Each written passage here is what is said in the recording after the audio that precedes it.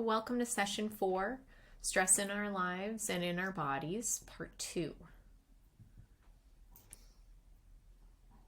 So just to recap from the previous session, last session I discussed stress and how our assessment of situations and events has a great impact on how we actually experience stress and thus how we respond to stress. So I highlighted how often our reactions to these stressors or perceived stressors are pretty automatic and habitual. And when these reactions become dysfunctional, they can really have detrimental effects on our minds and on our bodies, especially over time.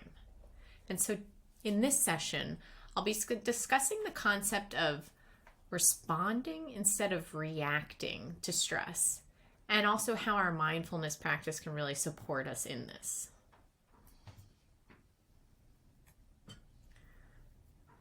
So here I'm highlighting stress and maladaptive coping, because we all use various coping strategies for how we deal with pressures in our lives. And many people cope remarkably well.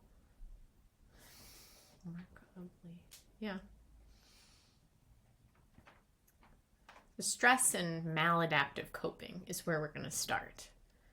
We all have various coping strategies to deal with the different pressures in our lives. And many people cope remarkably well with pretty challenging circumstances and in ways of coping that they've really developed over time with their own resilience and creativity and, created these strategies in their lives. However, there are also people that cope with stress in ways that are pretty self-destructive and can really end up making matters worse for themselves. And so that's more what we're focusing on. The times in which we do that or when we find ourselves in a cycle like that. So here I have maladaptive coping. You could also think of that as unhealthy or unhelpful coping. And although these ways of coping might help us tolerate stress and give us a sense of control in the short term, in the long term, they really wind up compounding the stress that we actually experience. Our habits provide a certain sense of comfort and security that we don't really want to give up, even if they're killing us. And often these ways of coping even come from somewhere like childhood that we don't realize a way of coping that was at one time successful for us and is no longer actually right for the environment that we're in and is now maladaptive. So some examples of unhealthy ways that we might seek to control or regulate stress in our lives might be things like, denying or pretending that everything's fine, workaholism, keeping ourselves busy, kind of avoidance behavior, using chemicals to change our mind and body states, using food or different medications. And I'm sure there are other things that you could list yourself. Maybe take a moment to think about that.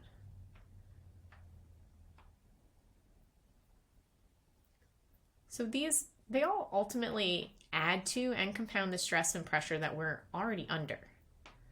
And so a way to think of it is that sooner or later, all these accumulated effects of stress reactivity, compounded with inadequate and ultimately hurtful often ways of coping with it, that tends to, in one way or another, lead to breakdown.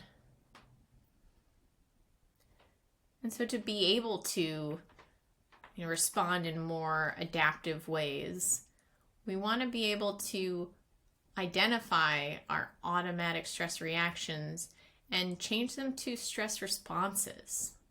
So we're responding to stress instead of reacting to it. So as we begin to identify what do these habitual, automatic ways of reacting look and feel like for us? And how can we then cultivate an alternative path, a stress response? Or you can even call it a mindfulness-mediated stress response, because this is really where mindfulness comes in. Moment-to-moment, non-judgmental awareness really allows you to be more aware of and then influence the flow of events and your relationship to them. And this is where you can then head off this automatic reaction and the physical states that come along with it. So the first step is cultivating awareness. And as I've mentioned before, this is not always so easy to do in the moment. And that's why our practice outside of these more activating moments allows this present awareness to show up for us in more challenging moments, because it becomes second nature for us. So in order to break free from a life of stress reactivity, we need to be aware of what's happening while it's happening. And because these automatic reactions happen so unconsciously, it's really important to cultivate this muscle. And also because they've been operating on such a habitual unconscious level, as soon as you intentionally bring awareness to what's going on in a stressful situation, you've already changed that situation dramatically. You're no longer on autopilot, and you can recognize both the stressfulness of the situation and your impulse to react to it. And from there, you really have an opportunity to see the situation differently, and therefore to react in a different way as well. Or I guess to respond in a different way as well. And from there, after cultivating this awareness, instead of pushing away the feelings or discomfort that might be going on in a moment like that, we're going to invite ourselves to allow these feelings. With greater awareness, you neither have to react automatically to your usual habitual patterns of emotional expression, but you also don't have to suppress all of your emotional reactions, your thoughts, your feelings associated in a heightened, aroused moment like that.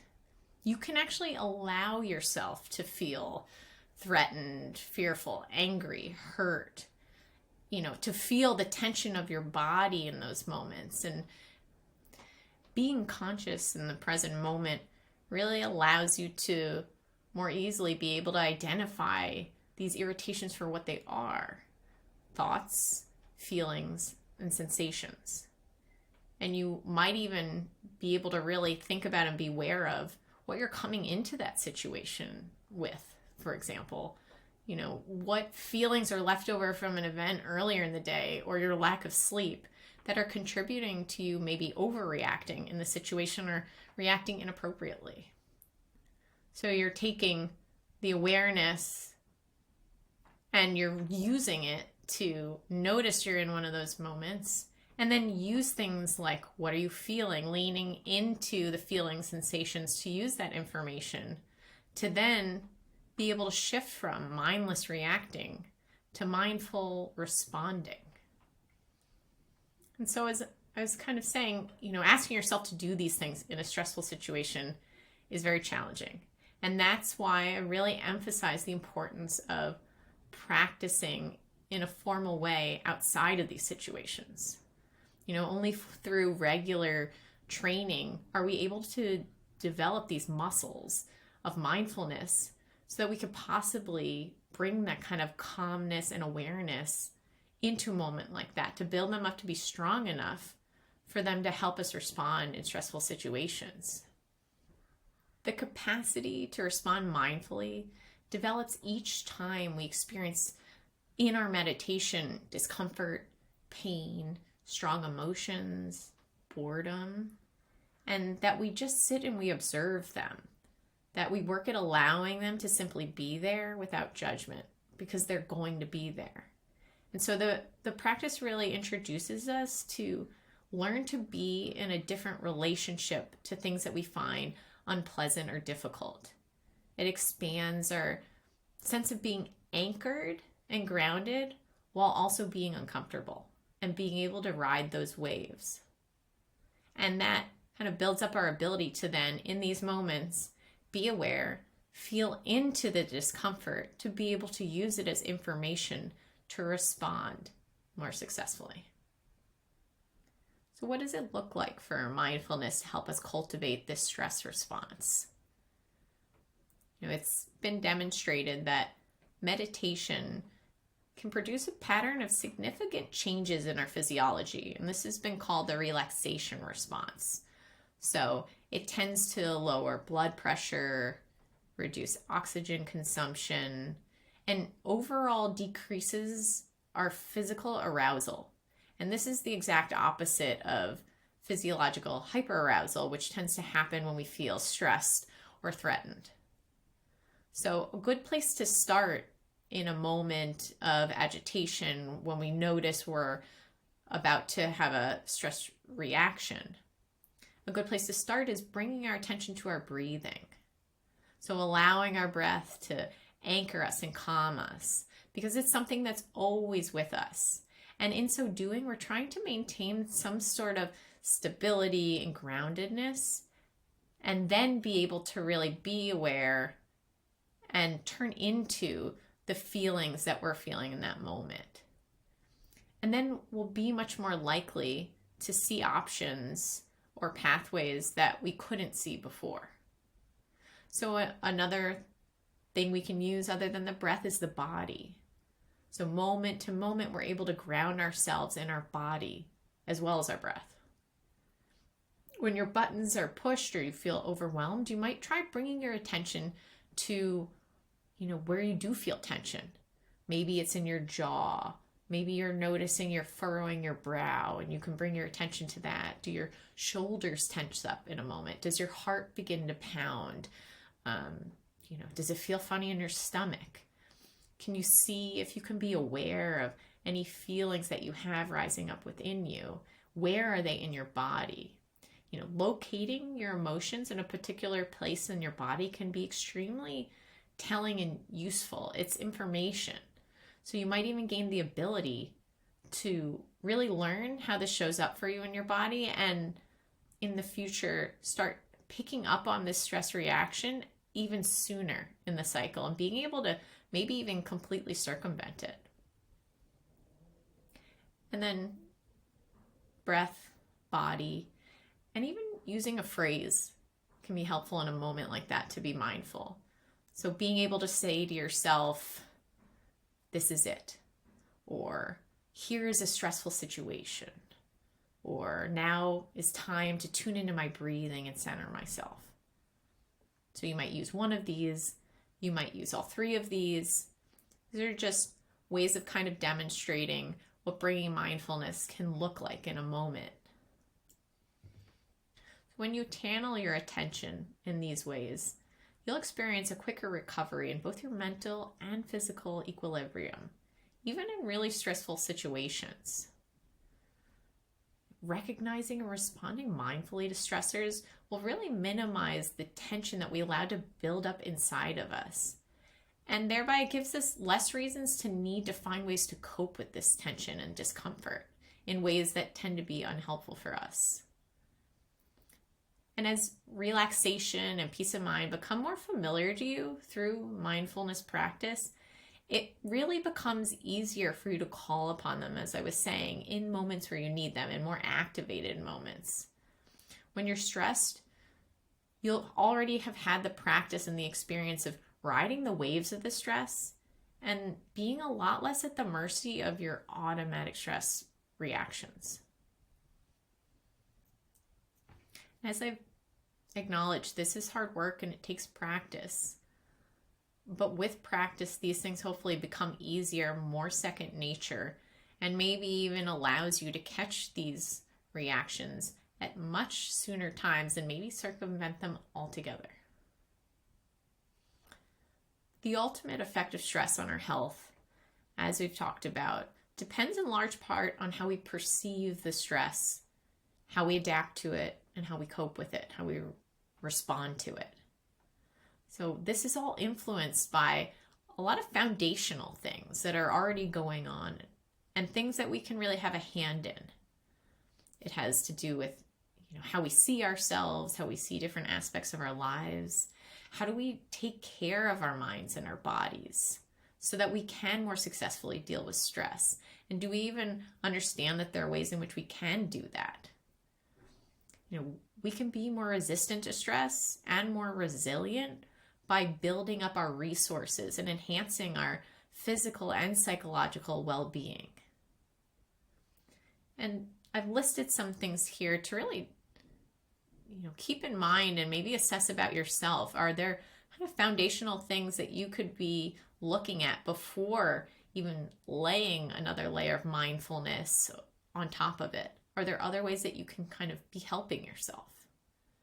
So external resources that make someone a stress-hardy individual to help buffer, the experience of stress might be loving and supportive family relationships, friendships, memberships in groups that you care about. And then internal resources to help buffer the experience of stress would be the degree of confidence in your ability to handle adversity or challenges of all kinds. So that would be self-efficacy. Maybe your view of yourself as a person, your religious beliefs, your sense of coherence. Are you being self-reflected and understand what these things look like for you and whether they're supporting you or not? As I mentioned, formal and informal meditation can strengthen all of these factors. And then physical well-being. This is only a small piece of this course, but by no means a small subject. Regular exercise, nutritious diet, maybe meditation, sleep, deep interpersonal connections. These are all things that add to physical well-being. And are you looking at these? Are these operating optimally for you? It's important to highlight that you can learn to respond to stress with more awareness, but that doesn't mean that you're never going to feel stressed or react or feel overwhelmed. The aim is not to suppress our emotions, but to learn to work with all reactions differently. Emotional, physical reactions, and in so doing, for us to be less controlled by them.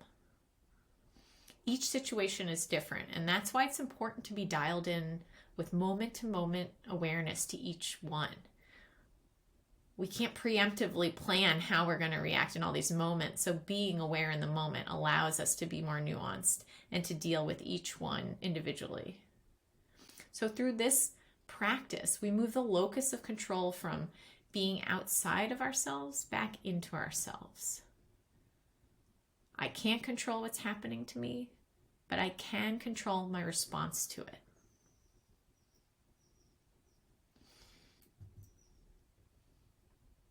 So for the guided meditation this session, it's called Leaves on a Stream, and I'll be walking you through a guided imagery meditation. So give it a try.